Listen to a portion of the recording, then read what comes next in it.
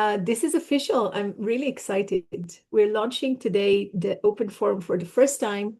I mentioned that today is going to be slightly more intimate than probably additional meetings we'll have. Hi, Sam. Um, and that is because we've publicized it to a really sort of contained group of people. We wanted the initial meeting to be slightly more intimate and welcome David as well. And I want to take you through what we have on the agenda today. So we'll take a few minutes at the beginning to first share a bit what AI Bridges is, because there's some folks who may be new to the project and may not know exactly what we're doing and why we're doing it. And so framing the issue or the problem. Finn is here. Wonderful. Hi, Finn. It's really wonderful to see some wiki friends as well and some new faces, people that I don't know so well. Really great. And Alec is here. Welcome, Alec. We're just starting out. And I was saying that we're going to be slightly more intimate this time on purpose and going to spread the word more after this meeting because I sort of wanted a chance to have a more intimate crowd today. So thank you all for joining.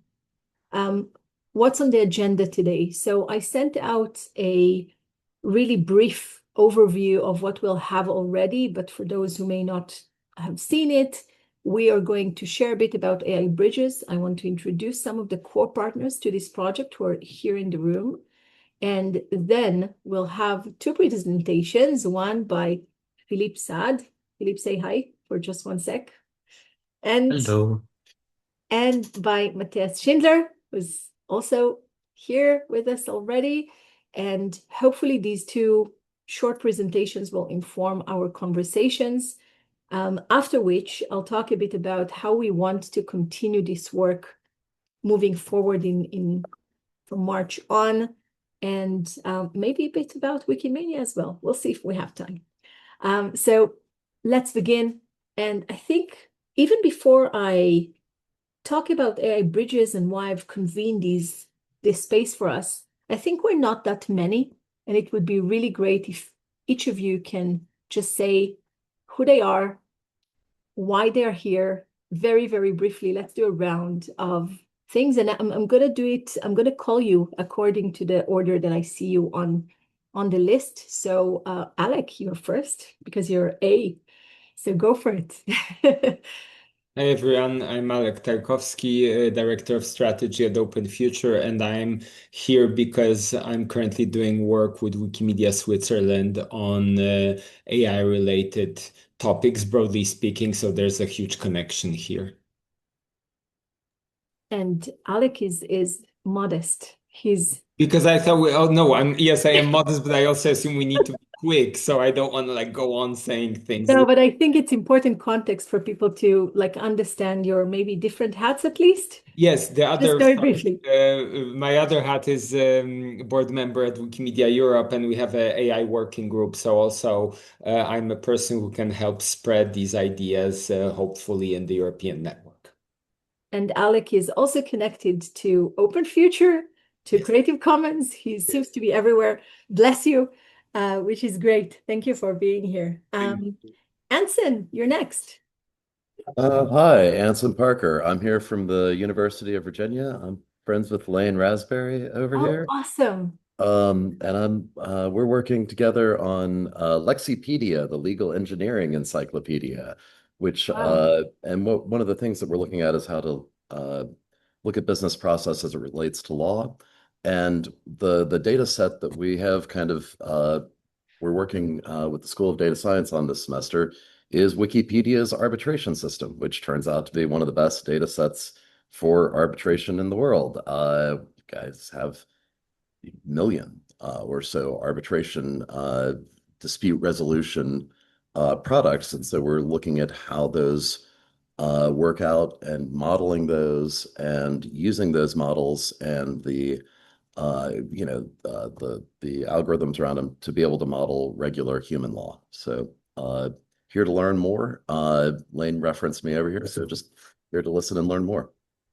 Yeah, it's really awesome that you're here. And for those who may not know, we've had a really strong connections with the University of Virginia, first with Daniel Mitchum working there, and then Lane being a Wikimedian in residence sort of for a bunch of years now. So it's been a long time and some awesome work coming from that university. So really great to have you. Next on the list is David Lindman. Yeah, hi, sorry, no camera today. Hi, I'm David. I work at University of the Basque Country, and I'm active in Daria in the working group called DH and in Wikimedia Basque Country. And well, I've done some work with Wikibase and Wikidata, and now I'm involved in a project called Ecoload, which has very similar goals to what AI Bridges has, and I'm looking forward to listen to the session and collaborate. Yes, this is awesome that you're here. And Ecolot is also connected to Lausanne, right? Yeah, that's it. Perfect. Really great to have you. Next is Eder. Hello, everyone. My name is Eder Porto. I'm Products and Technology Manager at Wikimedia Brazil, here representing one core partner of AI Bridges. And I have been working on GLAM for several years, 10 years this year, and more recently on programming softwares and involving myself with AI and other research themes related. Yes, and you'll meet Eder in the future as well. If not here in other spaces as well, but definitely as part of this project. Finn, you're next. So I'm Finn Op Nielsen from the Technical University of Denmark, and I'm also a member of Wikimedia Denmark, so chairman there. Currently on the Technical University of Denmark, I'm running a course where we are using, just today started using Wikidata for some integration with the large language models. So I've also been working with the web services on Toolforge, Scholia, Audia, Wembeta, and Synia. Yeah. Thanks so much for being here. I think the work that Scholia has done and that you've been involved in, the research that you've been doing for years now is absolutely essential and fundamental to what we've been doing. So it's really great to have you here. Hector, you're next. Hello, I'm Hector from Brazil. I'm also a member of the Wikimedia Brazil, and I'm currently finishing a research on AI and education, specifically on large language models and how this impact writing and skills and also literacy. So this is my first time here also, and it's great to see so many people here. And hi, Eder. It's really great that you joined, and your research sound fascinating and absolutely related to what we're doing. So we look forward to learning from your research as well. Helen, you're next. Sorry, it's struggling with the video here. There we go. Hi, everyone. I'm Helen Williams. I'm the metadata manager at the London School of Economics in the library there. We got involved doing some work with Wikidata probably initially around 2020. But yes, I still feel like compared to everybody else here, I'm kind of in the presence of giants who know what they're doing and I'm still learning. But we're trying to grow our work a lot, and we recently hired a Wikimedian in residence in December last year. So we've got some really exciting things coming up for this year. Yes, really, really happy that you're here. And Helen is very, very modest. The work that you've been doing is really wonderful. And I think I told her in the interview for AI Bridges that it sounds like this library has had to go through so much in order to collaborate with us, which I'm really hoping we can all together do something to help make it a better experience for other institutions. So thanks for being here as well. Next is John. Hello, everybody. My name is John Andersson, and I'm the Executive Director at Wikimedia Sweden.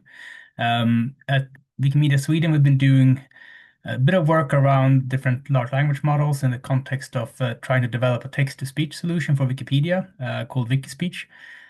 So where we generate, voices for this application. We've also been involved in some image recognition research projects focusing on like how to enhance images on Wikipedia with structured data that has been automatically generated and verified by volunteers. We are part of the Ecolot project, even though that hasn't really started yet, but it'll be very interesting to see what can happen there.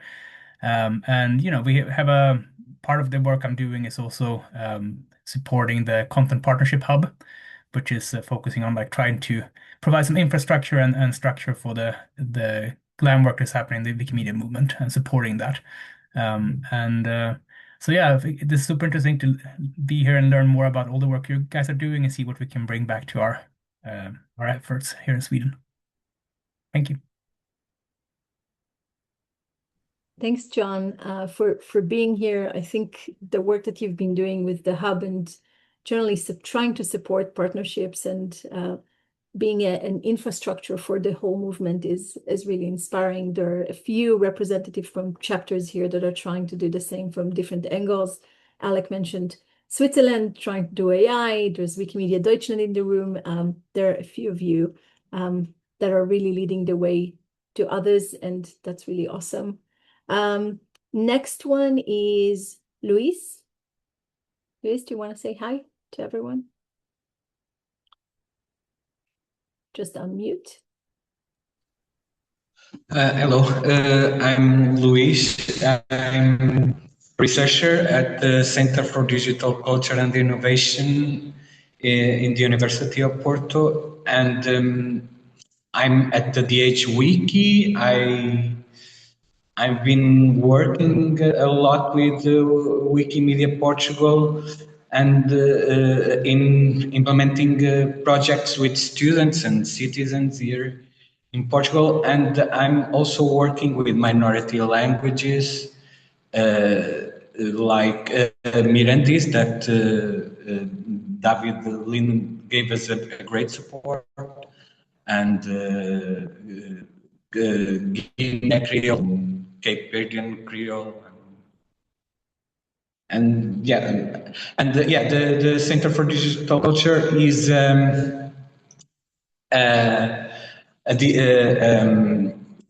for digital humanities, and we also do a lot of work with art history, the creative digital humanities.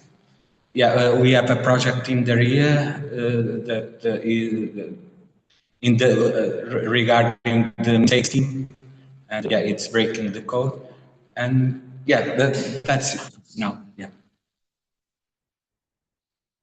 Thanks very much for sharing. And I see that I skipped someone. Jerome, do you want to say hello?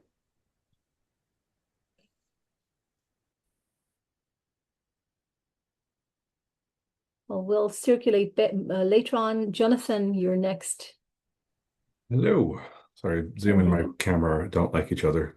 So I'm Jonathan, the Director of Engineering and AI at Wikimedia Deutschland. I operate a lot of work with the engineering teams, 7 different products, Wikibase, Cloud Suites, Wikidata.org, Wikidata reuse, a lot of great collaborations, including Wikidata integrations, and also some Wikipedia direct operations.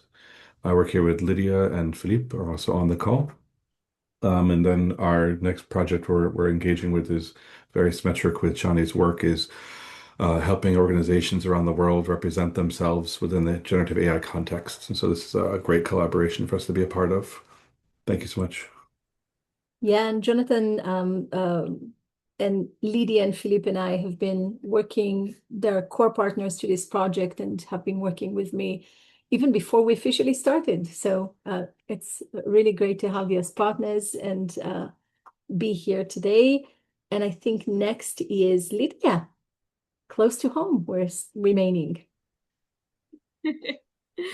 Hi everyone, I'm Lydia. I'm the portfolio lead for Wikidata at Wikimedia Deutschland, working with Jonathan and Philippe. And Mathias. very excited to see you all. Yes, amazing to have you here. I think also like everyone knows Lydia, right? It's like you're Lydia. Thanks for being here, and it's really it's really awesome to have you part of this, especially from the early days. It's really much appreciated. Matthias, you're next. Hi, my name is Mathias. I'm a Wikipedian. I used to work with cultural organizations on content projects and metadata, and it made so much fun that I kept doing it in one way or another. So happy to be here. Yes, Matthias is one of the other very humble people here on the call. He's also working. Do you want to say something about your day job? I started doing policy work for Wikimedia. Then I did policy work within the European Parliament for a member of the European Parliament on open data and copyright reform. And now I'm a policy manager at GitHub, which is a Microsoft subsidiary on copyright and cybersecurity and AI-related policies. But it's basically all a front for saying I want more open data and more open access and more open source. So little has changed, I would say. Thank you so much. And you'll be hearing from Matthias shortly a bit more. But before that, we need to finish the round. So Philippe is next. Actually, our second speaker. So you're also in proximity. Exactly. Hello, I'm Philippe. I'm the AI project manager at Wikimedia Deutschland, and yeah, I'll be presenting today. So hopefully get an idea of what we've been working on. Yes, so I'm cutting you some slack in terms of how you introduced, because you'll get a chance to hear a bit more. But I have to say, Philippe, I'm sorry. Philippe is the person behind the MCP for Wiki, the embedding project. All of that work is thanks to him and Jonathan that's supporting it. And we're really, really fortunate to have you all here. So thank you for being here. And next is yet another core partner for AI Bridges, which is Pierre Carl. Yeah. So nice to meet you all. So my name is Pierre Langlais. I've been in the Wikimedia movement for a very long time. Also Wikipedia arbiter actually, and administrator of the French Wikipedia, and in anything open data, open science, artificial intelligence for the last decade or so. And I've been the co-founder of Playas, which is a small French German labs training model exclusively on open data. So I've been coordinating Common Corpus, which is right now the largest pre-training corpus, fully open and with attributable licenses that we've been working on, and recently, especially working on synthetic data, but also potentially in collaboration with the Wikidata team and for AI bridges to create effective, small, specialized models for a variety of use cases. Yes, it's amazing to have you here, and I was so surprised because I kept hearing about Playas in so many occasions, and then I found Carl is actually a Wikimedian, so it seems like everything stays at home in the end here in the Wiki movement.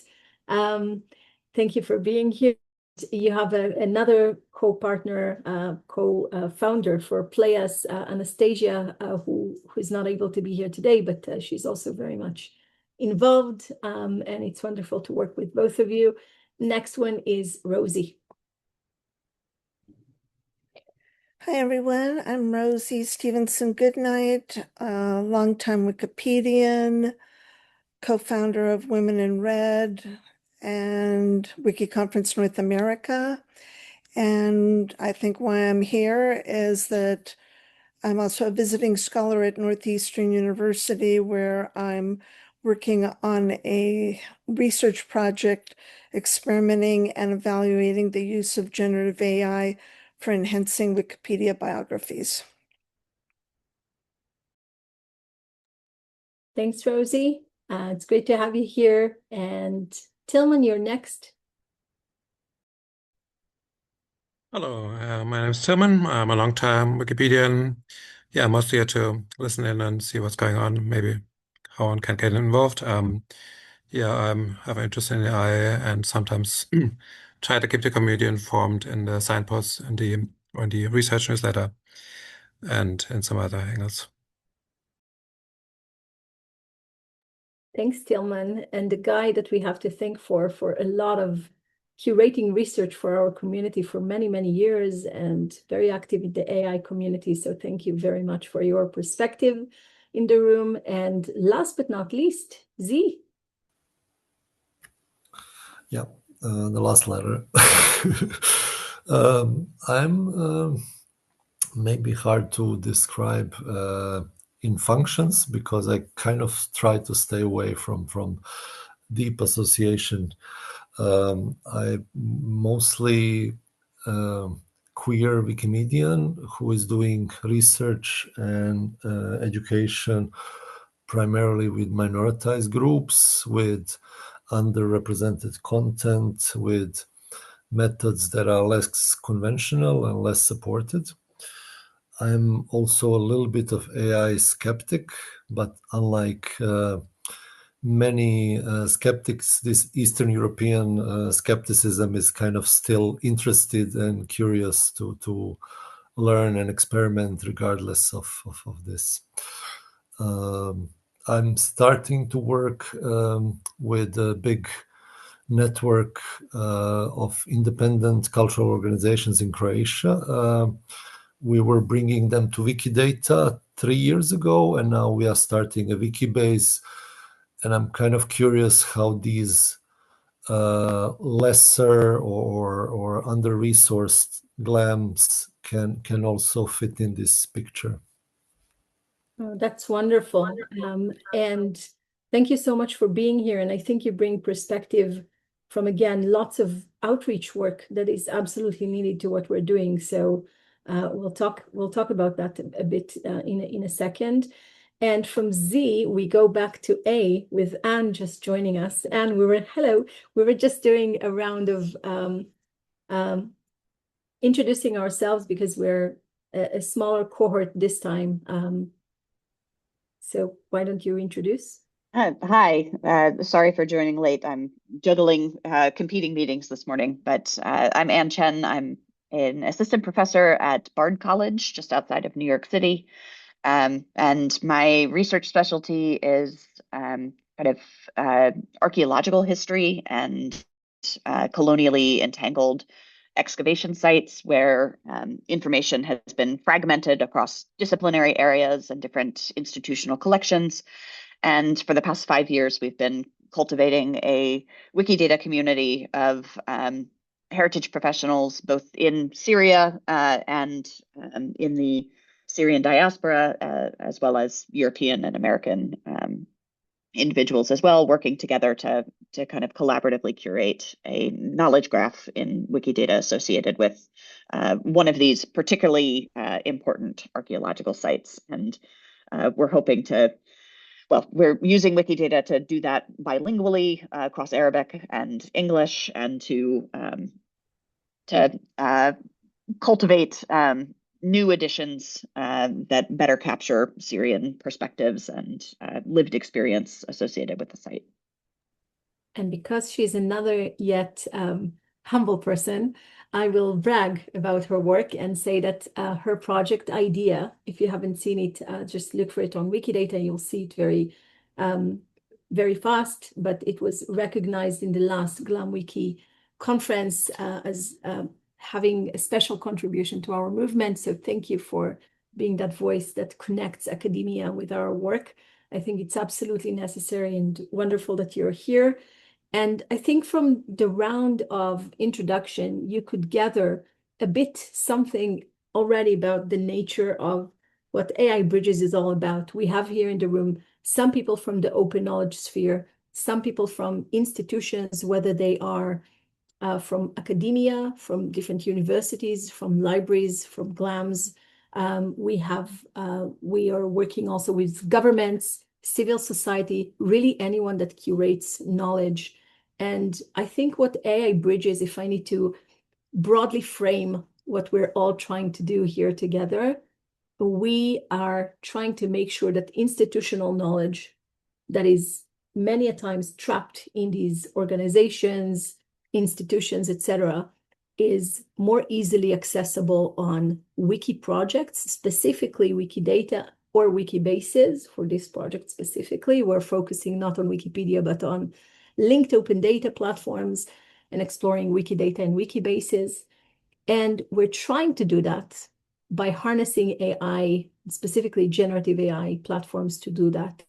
And I think, so you come from all different angles, which is exactly what we want for this project. We're trying to bring together different communities working on solutions.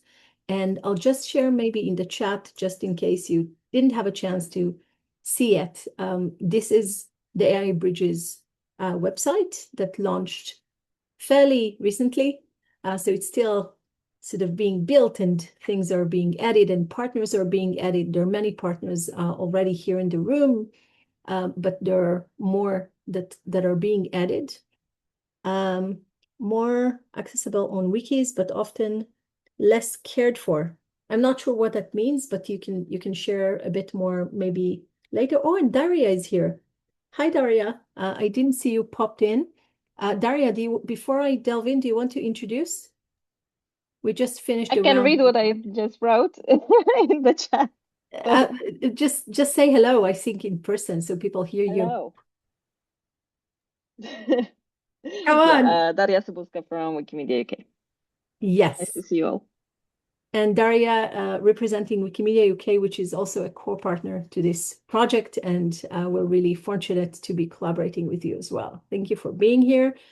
And maybe I'll just briefly screen share just to show you some orientation around AI Bridges. So this is the website in essence. What it tries to do, just in case you actually want to, I don't know, spread the word or showcase or explain it to someone, the main page is all about what the challenge is and how we have been sort of struggling, although we've been collaborating for years and years now with different institutions and having Wikidata project and some Wikibase project and have had success stories to some extent, which I think some of you know I've sort of mapped in my PhD on Wikidata as a learning platform.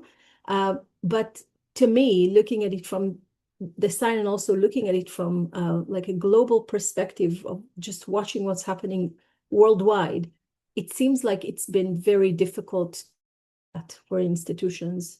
Collaborating with us is tough. And maybe Helen and Anne can say something about that a bit later, but it's been challenging. And the challenges are many. And sort of the new kid on the block is Gen AI. So this project, what we're really trying to do is see if we can harness generative AI to help us solve for it.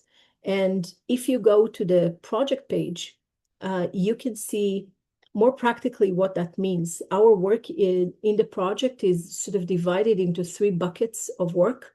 The main one, the first one is this one, trying to create some sort of pipeline or workflow to make it easy for institutions to donate.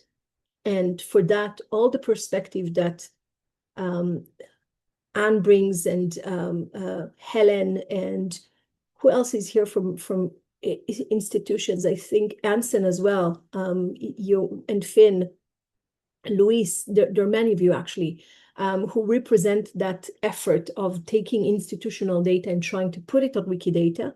And of course, all of you have been trying to do that as Wikimedians, connecting institutions to our movement, know how difficult it is. So this is about the first chunk of work is really about creating an easier low-code, no-code sort of system that can guide a person that wants to do that step by step and helping them in the process. It's a huge amount of effort. It's a lot of work, this one. We've tried in the past as a movement and failed. So we'll see if Gen AI can actually help us tackle it and create something meaningful that is helpful. The second chunk of work is really about the other way around, because we all know that adding data to Wikidata or Wikibase is not enough. We need to be able to query it, to get insights to that data, to visualize it, to have insights from it, to show its impact of being shared. So this is really about, can we actually create a good way, an easier way to do that, to connect the world of LLMs and Wikidata, which is currently not really talking to each other very well. The MCP that Philippe has created is starting to tackle this, but it's only the beginning. And we want to see if maybe Playas can help us actually create a small language model that can help us, that the pipeline can sit on, and that can help us do that process. So people can, in the end, talk in a natural language and get answers that are tailored to their data.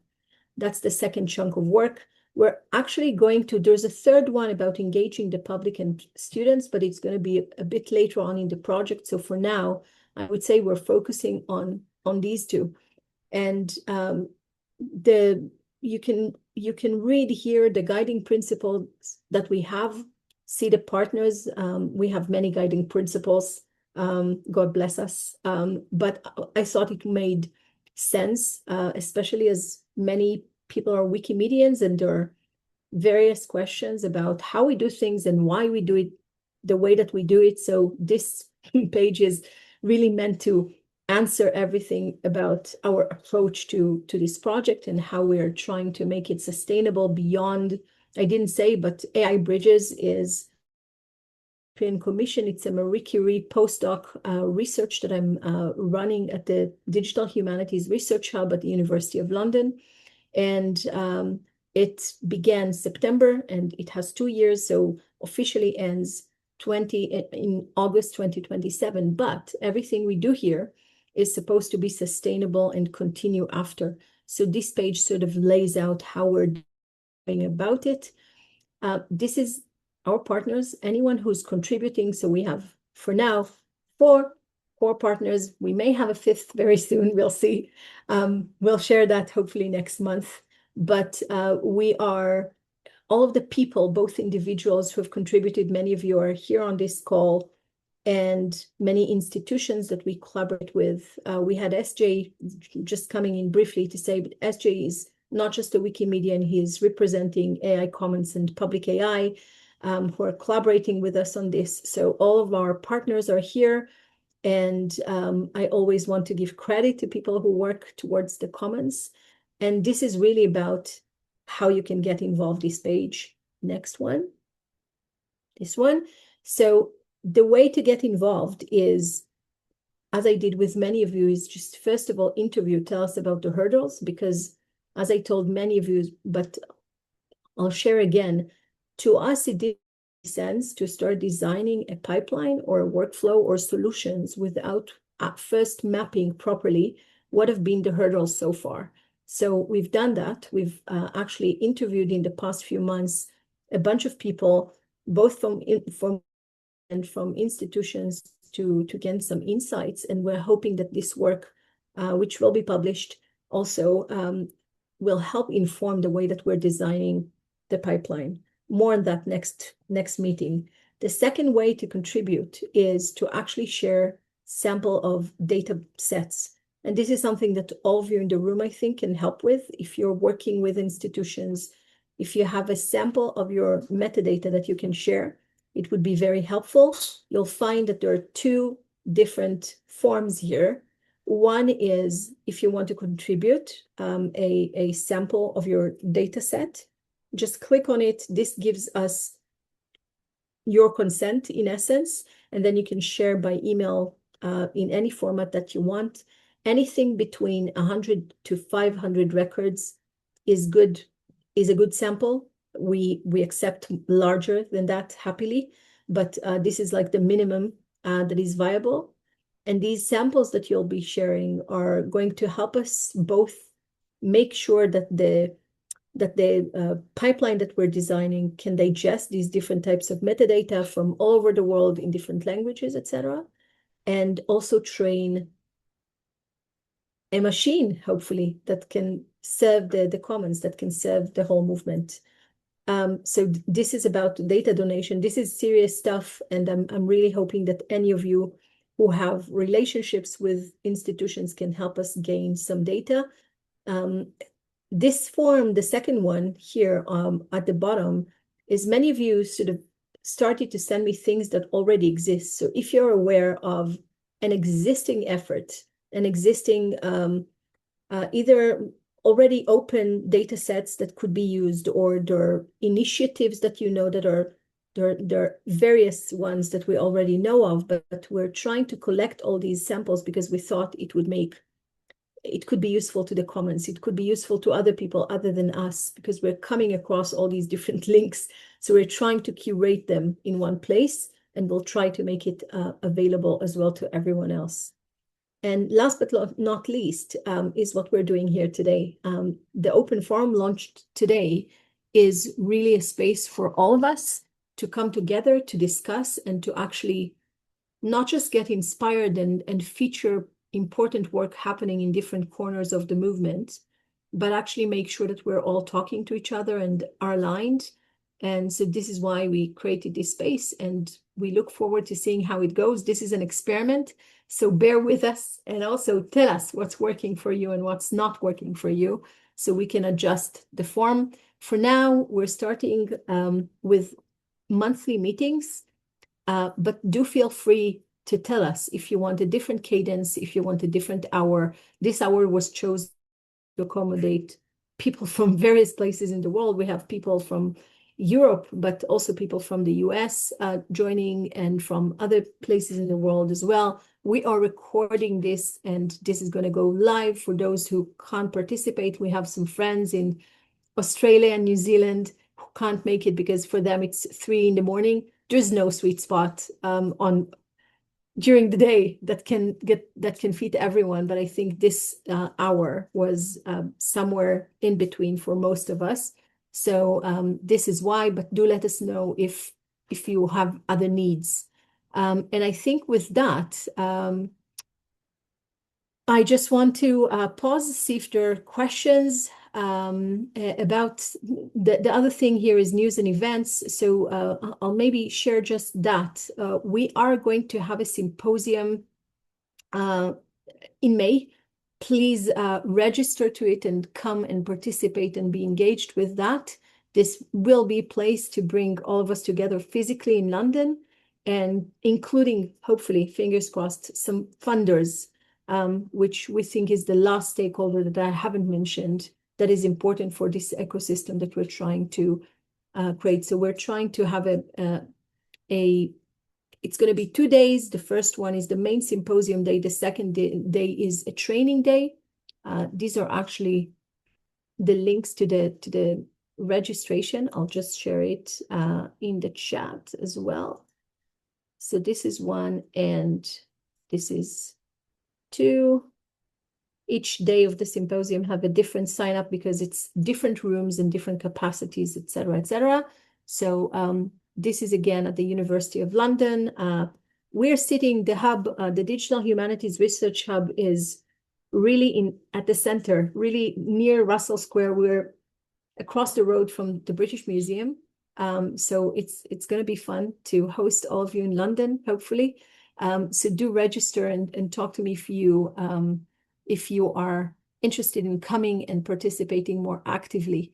We'll share the program hopefully mid-March, but for now, you can save a spot by registering. I think that completes the website, and really what the project aims to do and how we're trying to do it would be, as I said, partly through these open forum meetings. And the idea is to have a space for us to discuss, keeping in mind the problem that we're trying to solve. But sort of first, we're going to do it in a semi-structured way. Each session, 2 people are going to present something quite briefly, not long presentations, because I want us to have a long time to discuss. And as of next time, we will hopefully have some working groups. So we will probably try to do something practical as well, or help people focus on specific things that they want to solve and focus their time on. I hope I'll pause here. I promise this is the most you'll hear from me in the coming sessions. But if you have any questions, please speak now. Silence in the room. I hope that's not because you're over. Oh, Finn, yes, go ahead, please. So you're talking about Wikidata and Wikibase. I'm wondering how much you thought about Commons, Wikimedia Commons, because many institutions, when they donate data, it has been through Wikimedia Commons. I suppose that, and also when I think of the latest submissions that I attempted to upload, was sort of a mass upload of 1,500 images that also where I also would like to have a Wikidata item. So I suppose that there's also the issue of putting in multimedia files in Wikimedia Commons and then linking it over to Wikidata and make sure that every metadata is okay, and it's also in the structured data in Wikimedia Commons and so on. And I never got around to do these things on a mass scale in Wikimedia Commons together with all this. Are this also, or this Wikimedia Commons approach is also something that you consider within the project? I'll divide the answer. First of all, thank you for flagging it. I think the question of Commons and Wikipedia itself is absolutely part of what I'm thinking of, but I want to differentiate sort of between me as a person, as a Wikimedian, as an open knowledge advocate for many, many years and all the things that I care about, and this specific project where I sort of had create a project and pitch it and actually make it so that it will be funded. And I feel very privileged that the European Commission sort of gave me an okay, yes, go and invest your time for 2 years now to try to fix this specific problem. So my approach to this is sort of, we have to focus for this project on Wikidata and Wikibase. There's a reason for that, as far as I'm concerned, because this is sort of, to me, this is like infrastructure to everything else that we do. Data is infrastructure to everything else. But what we're trying to do really with the overall approach to this project is we're convening people. We're creating a strong community around Wiki and AI. We're not the only ones, yes, but we're trying to like bring all the different folks who are working towards this and who care about this, as well as funders, so we can do something larger for the commons, if that makes sense. So I'm hoping that this project and this sort of proof of concept and this fixing this problem, this very contained problem that we've outlined, that is huge, by the way, to tackle. This is not a small thing to tackle, and nothing that one person, I think, can do alone. It will require all of us coming together to actually fix it. But if we can showcase that we've done that, I think we'll have a good case to talk to funders about funding things for Wikipedia, things for Commons, and there are already discussions happening behind the scenes. This is the power of just focusing so many people on solving something. So I hope that makes sense. It's like, it's almost as if we're working in different circles of influence. And so I deeply care about that. I can't fix all of it in the 2 years of this project, but I'm doing everything that I can to shine a light on other things that needs fixing and trying to create the connections when we can between funders and problems need fixing. And actually, some of what the symposium, some of the way that we're organizing the symposium around, the highlight of the day, it's only a day, one day between 10 to 4, so it's not that long. But the core of it, from my perspective, would be the session from 2 to 4 after lunch, where after we introduce everything and after we have a panel that is a bit provoking, the actual thing would be a roundtable small discussions in round tables, which some of you will be leading these tables. And this would be around, here are problems, real life problems, and who wants to fix them, and trying to connect funders to be in these different tables. So the idea is to sort of spread that beyond the immediate scope of AI bridges, but expand it. And I'm hoping we can expand the project beyond this specific grant to bigger things later on. We're already sort of working on some of it behind the scenes, but it's like it's stuff out there. We need to sort of justify what we're doing and show success. And this would be a contained piece of work that will also allow us to sort of build community and build some effort around it so we can expand it later. I hope that makes sense, Finn. I hope I answered. Okay. Any other questions or things that are unclear about our scope, what we're trying to achieve together? Amazing. Then, without further ado, I want to open the floor to our two presenters for today. And the first one would be Philippe from Wikimedia Deutschland. And Philippe, the floor is yours. Awesome, thank you. So let me share my screen.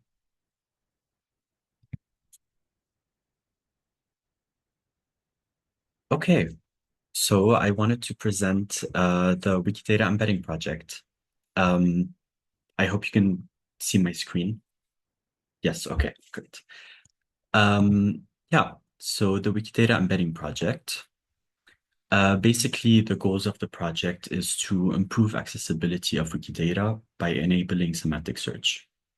And we do that as well as encourage the open source AI community to build projects with Wikidata.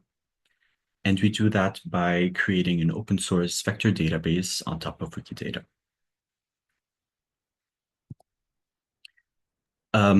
So I wanted to share the Wikidata vector database without going into detail, but just to understand how it works and how we created it and what it's used for.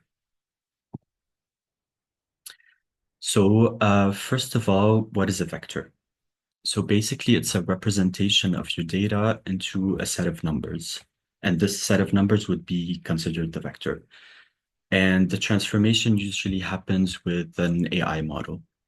And in the case of text, you would use a large language model to transform your data into a vector.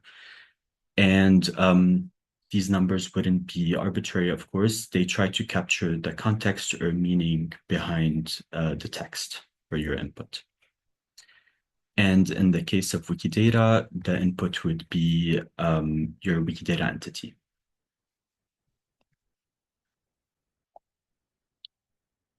So to prepare the Wikidata vector database, we take each item from Wikidata. So here, for example, we have an item for orange, the fruit. We pass it through the large language model, which will then transform it into a vector.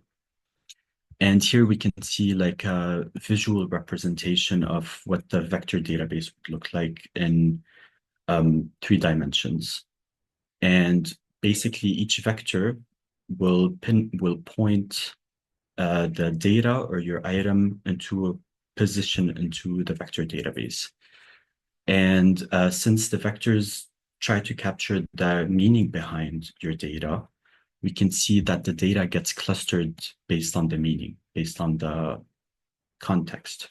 So we can see here we have like a cluster for fruits, color, and so on. And as you can see here, for example, we have orange the fruit, but also orange the color as 2 different Wikidata items. They are presented in 2 different positions in the vector database. So after doing so, after creating our vector database, we can then perform semantic search, where we take a query from the user, either a question or a statement, we pass it through the large language model, and then we transform it into a vector, which will lead us into a position into our vector database. So because the vector captures the meaning, it will it will lead us into a place in the vector database where we can try to find items that are relevant to the question, either trying to answer the question or help us do the research. So very simple example here, which animals can be pets, leads us to somewhere around dogs and cats or something like this. So this is a very quick description of how vector databases work and what they look like. And they can be used in many use cases, from natural named entity recognition to classification, clustering, as you can see here. But one of the most popular use cases for the vector databases are retrieval augmented generation, and basically the reason why they became so popular recently. Retrieval augmented generation is basically the process of taking external information, external databases, information from external databases, and providing those to generative AI models so they can reference the information as they're answering a question. So a very simple example with the vector database, we can take the query from the user, use it to query the vector database, find the items that are relevant, and then with those items, get the latest statements from Wikidata, provide them to the AI model, which will then reference the information and the items in the statements and respond to the user. And in that case, with this whole process, the AI model can also provide the user with references where the information came from. So with the retrieval augmented generation, we can reduce misinformation because in that case, the AI model is referencing external resources instead of using its internal weights to answer a question. It reduces disinformation because in that case, the AI model is able to provide resources to the user. So the user can trace back where the information comes from and make sure that the generated response aligns with the external information. It ensures freshness because you're using up-to-date information updated by the community, and it amplifies underrepresented knowledge because in that case, contributing to Wikidata would have a larger impact on generative AI instead of trying to create a dent in the large amounts of training data. Okay, but why do we need vector search? What's really relevant here? Given that in Wikidata, for example, you have a keyword-based search and you have Sparkle. So to better understand the relevance, I wanted to show the differences between the three searches. And yeah, so for example, in terms of precision, keyword search is very precise because it gives you exactly what you're looking for, given that you write or you spell the item correctly. For Sparkle, it's very precise, also given that you write the Sparkle query correctly. But with vector search, results may be a bit loosey and you might get items that are not as relevant to what exactly you're looking for. But with this loosiness of results, you get a wider scope of vector search because in that case, it can be used for discovery, for exploration, for basically resurfacing items that you might have not thought of as you're doing your research. Whereas with keyword search, you have a more narrow scope because it's basically only used to confirm the existence of an item. You have to know exactly what you're looking for. But with Sparkle, you have a wider scope because of all the functionalities that you have. In terms of ambiguation, vector search can handle ambiguity because it takes into consideration the context of what you're looking for. Keyword search struggles with ambiguity because you might get items that have similar labels but completely different meaning. With Sparkle, you can control ambiguity by adding more filters. So the only thing that Sparkle struggles with is user friendliness. So you have to understand how the syntax of Sparkle, how to write Sparkle properly. But not only that, you have to understand in a particular domain in Wikidata how things are connected to each other. You have to know the IDs and so on. But vector search and keyword search are user-friendly because they consider natural language queries. So that's where the MCP comes in. That combines the exploration aspect of vector search with the precision of Sparkle. So just MCP in general, what it is, Model Context Protocol. It's basically a standardized protocol to provide generative AI models with tools, a set of tools that you specify yourself. Basically, what happens is that you provide a set of tools with descriptions, and with the reasoning component of the AI model, it can decide what tool to run when to make use of the tool, basically providing access to APIs, databases, and so on. So in the case of the Wikidata MCP, it provides access to the vector database, to query service, and to Wikidata. So without going into detail, this is just a list of the tools that are provided in the MCP. Actually, it's not fully up to date. There's one new tool that we added recently. But yeah, maybe this is a good example of the differences between keyword search and vector search. Because in one of the tools, for example, is item search, which combines vector search and keyword search.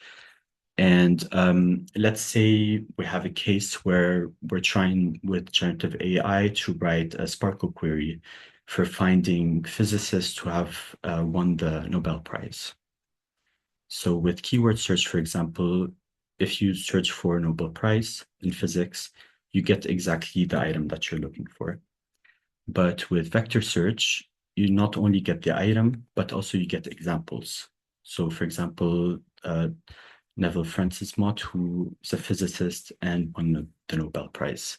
So this is very helpful in the case of, for example, writing the Sparkle query, because while you're finding examples, you can easily understand how the items are connected to each other to write a proper Sparkle query. And then you have property search, getting the statements of a certain item, values, including qualifiers, references, and so on. And then finally, executing Sparkle. So use cases of the MCP could be Sparkle generation. It could be question answering, which is almost similar to Sparkle generation, but getting an answer from Wikidata. Cross-database integration, because Wikidata is connected to a lot of external databases, and it could be considered as like a hub linking all these databases together. Fact-checking could be one of them, particularly with the references on Wikidata. And I think what's relevant is a continuous research conversation, particularly with generative AI. You can do follow-up questions, ongoing exploration, even pointing a certain mistake that the AI did that you can fix, and then continue with the chat. Yeah, so that was the vector database and the MCP. For more technical information, you have some links right here. And if there are any questions. Philippe, first of all, thank you so much. Maybe before questions, you can actually show it live. Let's say how it's connected to Claude and how it's impacting the work. Maybe we can show that. The MCP. Yes. Oh yeah, sounds good. Let's see if that works, hopefully. So I usually, if I want to do a demo, I use Mistral. And I already have it connected. But maybe I'll just go through like how to connect it on Mistral. So, so here you can go to intelligence connectors, and I have 3 of them just for testing purposes, but it should be one. You just add a connector, custom MCP, and then you can add the link right here, which would be, so this is the MCP, but to link it to an AI model, you would use /MCP. And so on. Yeah, so Could you put if you that in the wanna, chat for us? yeah, for sure. Actually, I can do that right now if I find the chat. Okay, here it is. Okay, let's say I want to ask, let's say I want to remove the connection to the MCP and all of connections to the web page and everything. If I ask simply like, who is the president of the United States? So Mistral is a little bit, last trained was, I believe, in 2024.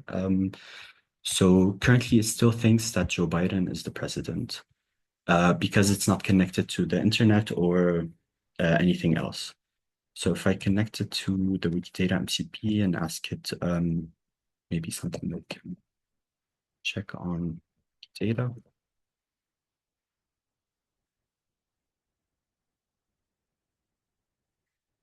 So allow. So it decided to search Wikidata with President of the United States. And then it found like one item, which is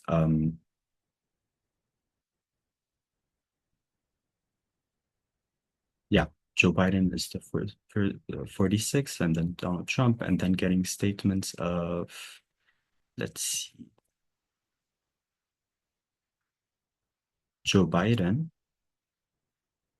But yeah, and then you see the process, which statements it runs, and then, yeah, how it works. And then it found at the end from the data that Donald Trump is the president. That's one quick example. Thanks so much, Philippe. I want to open for questions. Helen, not to put you on the spot or anything, but I think what you said is really valuable. Do you want to say it out loud, share more? Yeah, I was just thinking that something like that could be really useful for demonstrating the value for institutions because it takes a lot of time for us to put data into Wikidata. So in an institutional context, you need to be able to prove why it is worth doing that. But if you can say that in large language models can then make good use of that data and show how that happens and perhaps show how your data can be pulled into answering queries, which it looked as if you could do from going through that.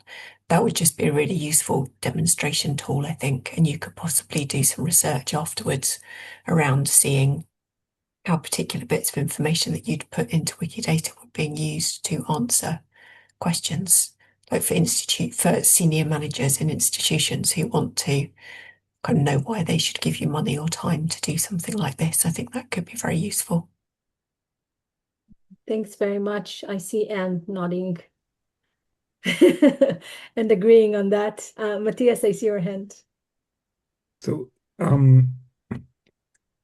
I was initially puzzled by the question. So why do we have Wikidata with precise relations and information statements in the first place when we then build a vector that is turning into a more probabilistic relationship of these concepts?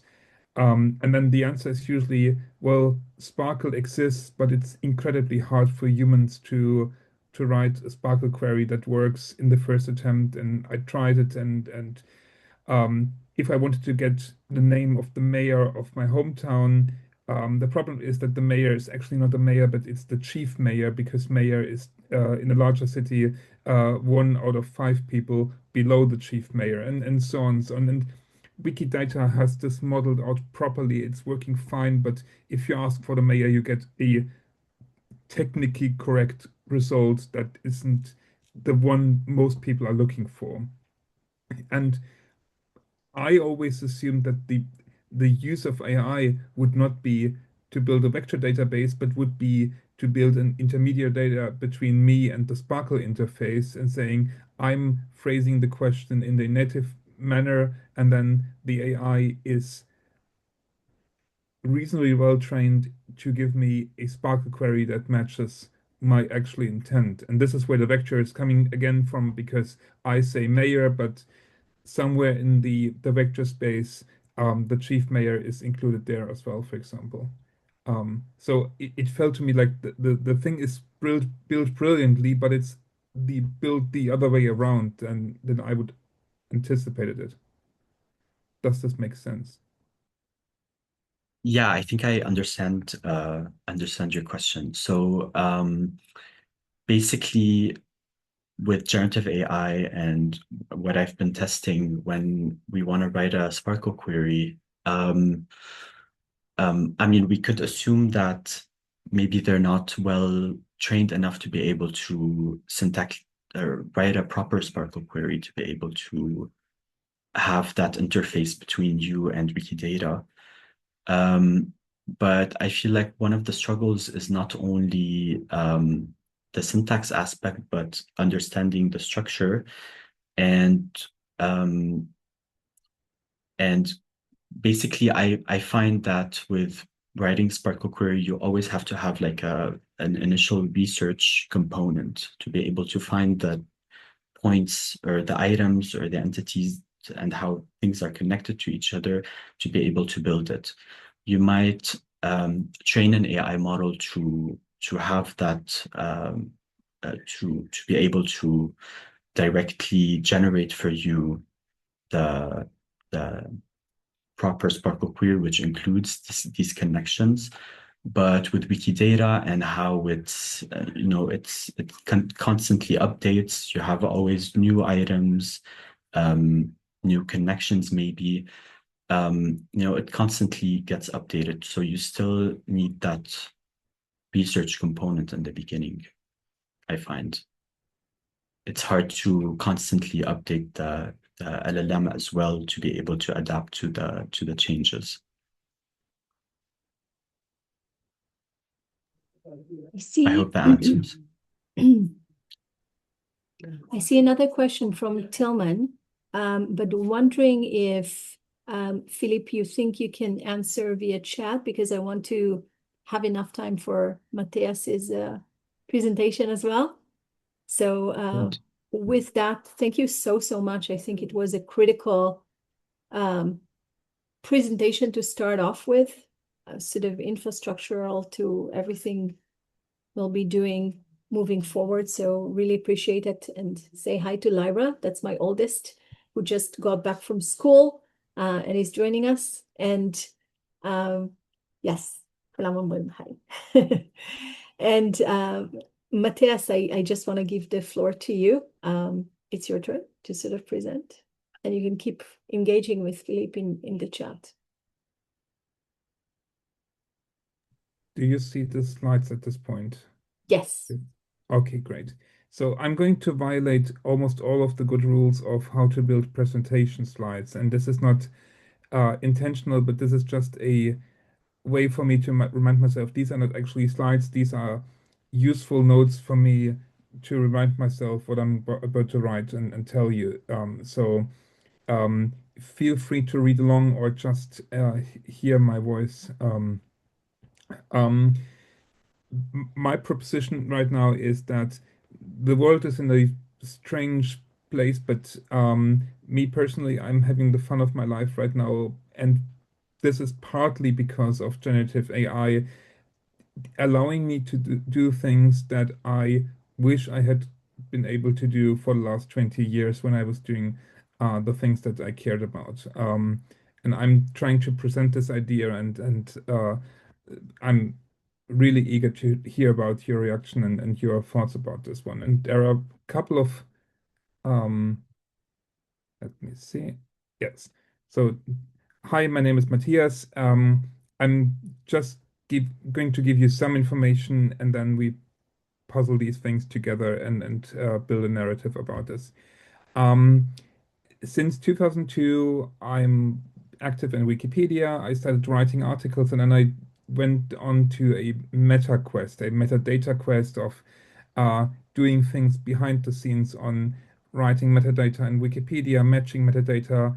This led me to a side gig with the German National Library when I was asked to write more metadata and link metadata. And this was the key, the door opener to partnerships with cultural institutions, such as the German Federal Archive and other institutions, because we were now in a position to actually work with them rather than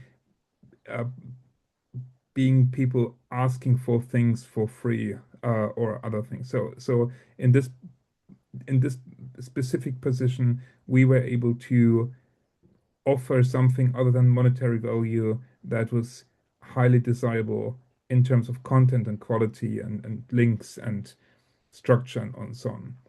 And as I said in my introduction, I have since then worked in the European Parliament on copyright reform, and now I work for GitHub, which is also an awesome place to work on open data and open access and open source software. So I'm willing to say at this point, for the last 20 years, I'm doing basically the same thing. I just have different hats on, but there is a common narrative here, and I know that how privileged this is that you get to do the things you care about and actually get paid for it. So lucky me, I guess. The German Federal Archive partnership is something that contained the core was basically the German Federal Archive gave us 100,000 images under a free license. The image resolution was reduced, unfortunately, but it was still usable for an online encyclopedia. And in return, we asked Wikipedians to link the authority file data of the German Federal Archive with the metadata and the authority files from the German National Library and the metadata from Wikipedia. So in a perfect world scenario, you had the ability to link a specific Wikipedia article about a specific person to the German National Library authority file, which in turn then was connected to Library of Congress, Bibliothèque Nationale de France, and other international institutions. So you opened up a rich data set and strong humanly vetted, intellectually vetted connections. This was crucial, and the most interesting part about these tools we built, and these are bespoke tools inviting volunteers after some crash course in doing so to match the data and to look for clues on which John Stephen was meant when there was a whatever name is there. So to the German Federal Archive, it was astounding to see people having fun linking metadata because until then they were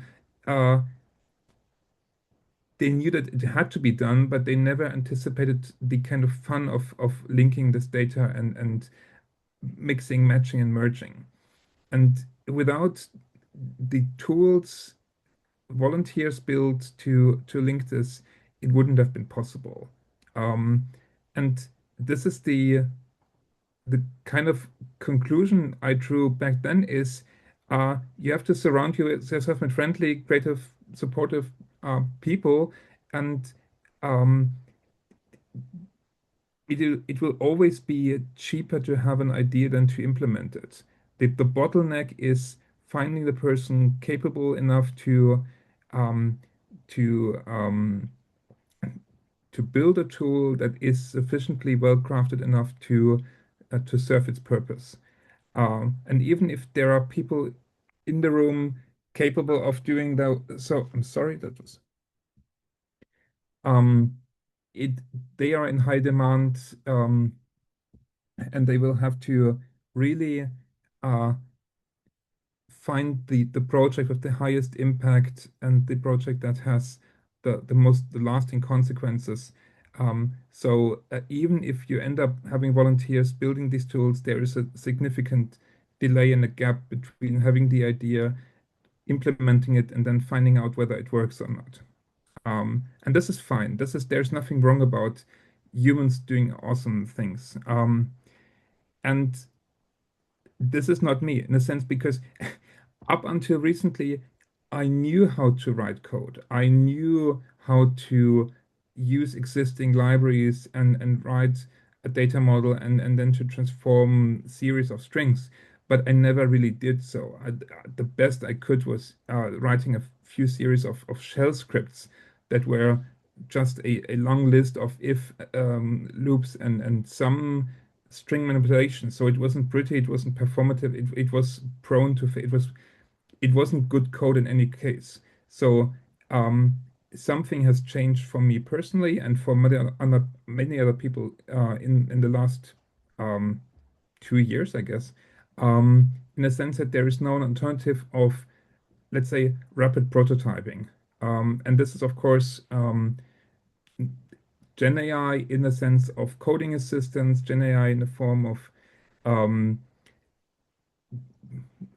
tools by various companies, including open source models, that is able to build working compiling code that does what you express as a human. And of course, it helps to know about the constraints in the data models, but it's no longer a requirement. So whenever I come across open data lying around somewhere, it's now a viable choice for me to put this file in a directory, open up a code editor, a coding assistant, and then start chatting with the model to say, okay, let's explore this data set. Let's have a look. Let's write a bespoke parser that allows me to extract information, to link it to spot for interesting outliers, for writing interfaces to look at this from a different perspective than the original authors envisioned it, or to combine it with existing other databases. So I see that many people are interested right now in using generative AI to write answers, but the alternative to that one, and this is the one that I personally like even better, is having generative AI not for building me the answer, but for building the machine that does the answering part. And I had fun with this because I don't have to think in terms of large projects, large universal things. It's now easy enough to say, okay, I want a tool that has one single purpose only. And it's not wasteful in the sense that I will only spend 20 minutes, 10 minutes, an hour maybe tops to get this one tool that does one job exactly and nothing else. And if I need something else, then I will build another tool. And this is the change that I'm currently experiencing, especially when it comes to open data, because up until recently, I had the impression that I was preaching the gospel of open source and open data to many people, and I said, okay, if you open up your databases, if you release it, miraculous things can happen. And sometimes they did, but in many cases, the data was still lying around because the barriers for actually using them were high enough, and the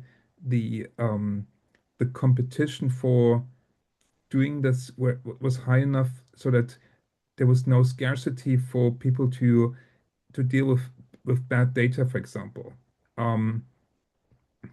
and the calculation, the metric, or the formula for how much effort is it to start digging or playing with some data is changing in my perspective. Your mileage may vary tremendously, of course, but it's not there's no longer a kind of economic constraint to the models I'm using are sometimes open source models running on my local machine, so I don't even need cloud-based services or paid services from third parties. This is something working on my local machine, at least when it comes to smaller tasks. And to give you some sense of what I'm talking about, so there is a group in Wikipedia which is concerned about the lead section of Wikipedia articles. They just are trying to figure out can we build beautiful lead sections in Wikipedia articles, and so they were asking me, could you just look at the list of Wikipedia articles that get most requests in the last weeks, and give us these articles and have just the shortest lead section, which might be an indication that there is a good opportunity for improving this. This is not the work of weeks and hours of engineering. This is an afternoon playing with the data that has already been provided, and then you can iterate from there. And if there's no demand, then you didn't lose that much, except 1 or 2 hours of playing with data, and maybe you took some insights from that as well. So it's not even a loss for you at this time. Some of the work I do is complete nonsense because it doesn't serve any purpose other than answering the question to myself, can it be done? For example, can I build a parser that creates beautifully layouted print editions of Wikipedia? So basically a 1-volume Wikipedia that is generated once per day. So you have the most current, most up-to-date 1-volume printed encyclopedia in the world every day, based on some analysis and refinement. There is no practical purpose. I'm dying to know if there is still a printing machine or company out there building encyclopedias on this really thin paper that they use to build to print phone books on, for example, or Bibles, so that I can actually get a proof of concept in 1 volume. But it has no purpose. And if I didn't have these tools, I would have never come this far. So this is why I said in the beginning of the slides, this is the good place for me. And I would very much welcome your reaction to this. Thank you so much. Thanks so much, Mathias. We have 5 more minutes for questions to Mathias or any comments that you want to make. We will make sure in future meetings to have a bit more air for discussion, that I can promise. I see some lively chat happening as well, which is awesome.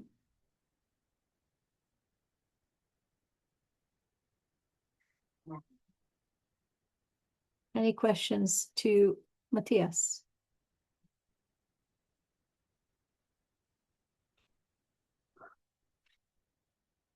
Well, then I have a question to the room in the minute that we have left, and that is from everything you've seen today, especially the last 2 sort of presentations by both Philippe and Mathias, where did that meet you? Helen shared a bit about how she finds that it could be useful, but how do you think we can use this in our work moving forward?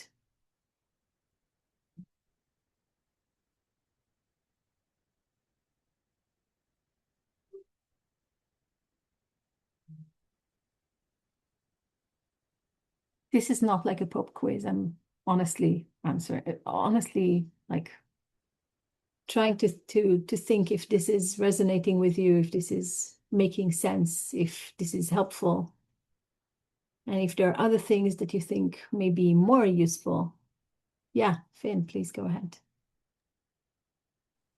So the Philippe Saad vector database. Well, I had a course today. We were running a sort of a special course on natural language processing and knowledge graphs, and I attempted to show the Wikidata vector database for the students, so that they could use that for entity linking that is later used in the course. So at least that's a useful thing to do. I will see next week whether they actually have used that. But yeah.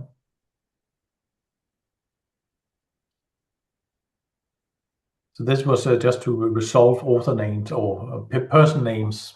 So where you have a specific name, for example, Rasmussen, and some context, and then want to define what does Rasmussen, the surname Rasmussen, refer to which specific person.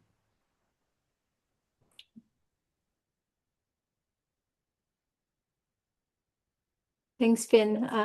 I see something by Anson here in the chat. Anson, do you just want to ask? Just unmute. Yeah, sure. I mean, it's a little off topic, so I didn't want to. Sorry, I didn't want to jump in, but Matthias, given your background in copyright and everything else there, I look at data onboarding, and I don't think about ROI so much in terms of like what it provides optimistically, but more in like liability reduction. And I was wondering if you thought there might be an opportunity to provide some sort of liability reduction with like copyright integration on the onboarding side, if there was any avenue for that. I feel like Europe gets way ahead of the US on a lot of those considerations. So, but does that? It's a little off topic, and I didn't want to be a distraction on that, but I did want your perspective there. It's actually on topic because we're Yes. talking about how to fix it in copyrights and all that chunk of work is part of it. So it's fine.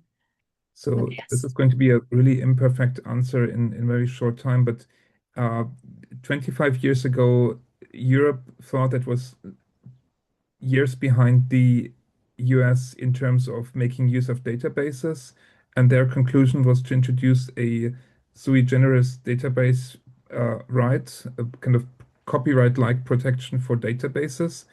And every evaluation since then has shown that not only was it useless, but it was actively harmful. So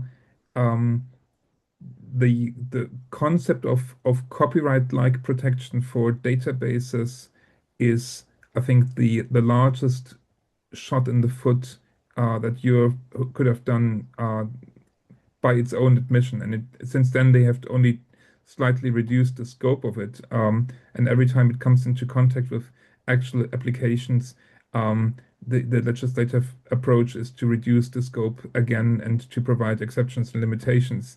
So it never becomes an issue. So whatever you do, just do not follow the German example or the European example on database protection, on copyright-like protection. I'm not talking about privacy. I'm talking about the copyright path. On privacy matters, that's a different thing, but there's also lots of experience to share. But it's definitely an on-topic question. Thanks. No, I mean, I may have some follow-ups on email, but thank you.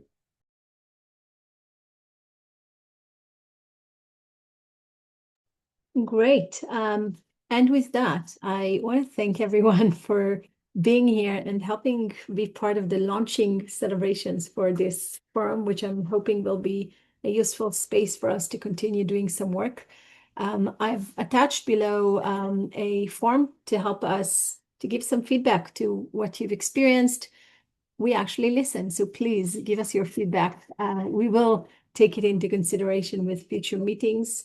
And if you have any ideas or if you want to be featured yourself, if you do something that you think is relevant and you want to present in one of the coming meetings, please ping me And feel free to share anything you want in the Google group. That is actually a space for all of us to actually, again, continue to convene and talk to each other. And yeah, I hope to see you next month. It's going to be, again, the last Friday. I'll do a better job this time and send you the invite well in advance. So you'll have it in your calendar if you want. And hope you all have a really lovely weekend. Thank you for joining us. Thank you Good so to much. see you. Bye, everyone. And thank you especially to Mathias and Philippe. It was really good presentations. It was great. Thank you. Bye. Thank you all. Bye-bye.